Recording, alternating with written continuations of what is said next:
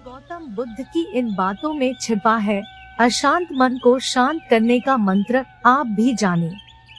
चंचल मन को शांत करना बहुत जरूरी होता है, क्योंकि अशांत मन में कई सवाल होते हैं और यह इधर उधर भटक सकता है।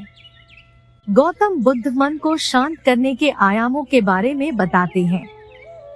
हम सभी जानते हैं कि व्यक्ति का मन बहुत चंचल होता है। यही कारण है कि मन अशांत रहता है और कई तरह के सवालों का जन्म भी अशांत मन के कारण ही होता है। यदि आप जीवन में शांति चाहते हैं तो इसके लिए जरूरी है मन को शांत करना। लेकिन मन को शांत कैसे किया जाए? गौतम बुद्ध से जुड़ी इस कहानी के माध्यम से आप जान सकते हैं कि मन को शांत करने का क्या तरीका है। इसमें भगवान गौतम बुद्ध द्वारा मन को शांत करने के आयामों के बारे में बताया गया है। जानते हैं इस कहानी के बारे में, जिससे आपका जीवन बदल जाएगा। मन को शांत करने की कहानी।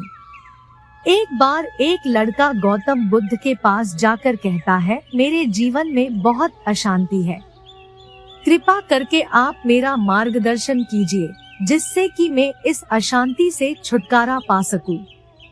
गौतम बुद्ध लड़के से जीवन की अशांति का कारण पूछते हैं। लड़का उत्तर देता है, अत्यधिक विचारों के कारण मेरे भीतर बहुत सारे विचार आते हैं जिससे मेरा मन अशांत रहता है। बुद्ध मुस्कुराते हुए कहते हैं, दौड़ ऊपर आकाश की ओर देखो और बताओ कि तुम्हें सूर्य दिख रहा है। लड़का ऊपर देखता है और कहता है, धूप दिख रहा है। बुद्ध उससे पूछते हैं कि अगर तुम लगातार धूप में खड़े रहोगे तब क्या होगा? वह कहता है, मुझे अत्यधिक गर्मी लगेगी और शरीर में बेचैनी होगी। बुद्ध लड़के से कहते हैं कि अगर धूप में खड़े रहने से तुम्हें गर्मी लगती है तो इसमें दोष किसका है, सूर्य के ताप का या तुम्हारा? लड़का कुछ सोचने के बाद कहता है, इसका जवाब आप भी बताइए। बुद्ध कहते हैं, सूर्य का काम है ताप देना और ताप का काम है गर्मी लगना। ऐसे में तो दोष तुम्हारा ही है कि तुम धूप में जाकर खड़े हुए जिससे कि तुम्हें गर्मी लगी। तुम्हें अगर शीतलता चाहिए तो तुम्हें छांव में रहना होगा। ठीक इसी तरह चंचल मन का भी स्वभाव होता है, डॉट विचारों और भावनाओं को जागृत करना। विचार क्षण भर के लिए होते हैं, लेकिन विचार से पैदा हुई भावनाएं देर तक टिकी रहती है, डॉट लेकिन यह तुम्हें निर्णय लेना है कि तुम्हें विचार और भावनाओं के साथ चलना है या अलग दिशा बनानी है।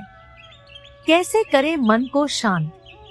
बुद्ध कहते हैं, मन को शांत करने के लिए तन के आयाम पर काम करना सबसे आसान तरीका है।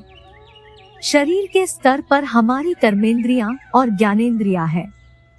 कर्मेंद्रियां कर्म और ज्ञानेंद्रियां ज्ञान से जुड़ी होती है। इससे हम अपनी संवेदनशीलता को बढ़ा सकते हैं, यानी हम जो भी काम करें उसे आनंद के साथ करें।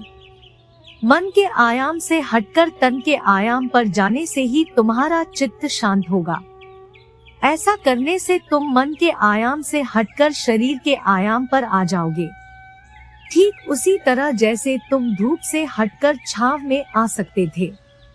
मन के आयाम से हटने पर तुम्हारी जागरूकता तन पर आ जाएगी।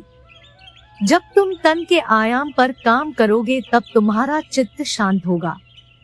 इसलिए हर काम को तन के आयाम पर करने से मन स्वतः शांत हो जाता है।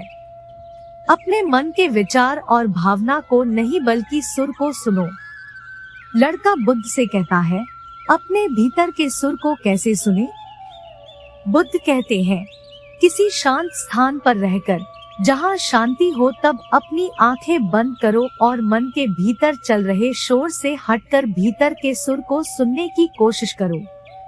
सुर निरंतर चलता रहता है, लेकिन बाहर के शोर के कारण तुम अपने मन के भीतर चल रहे सुर को नहीं सुन पाते हो। जब तुम अपने दोनों कानों को अपने हाथों से बंद कर दोगे तभी मन के सुर को सुन पाओगे।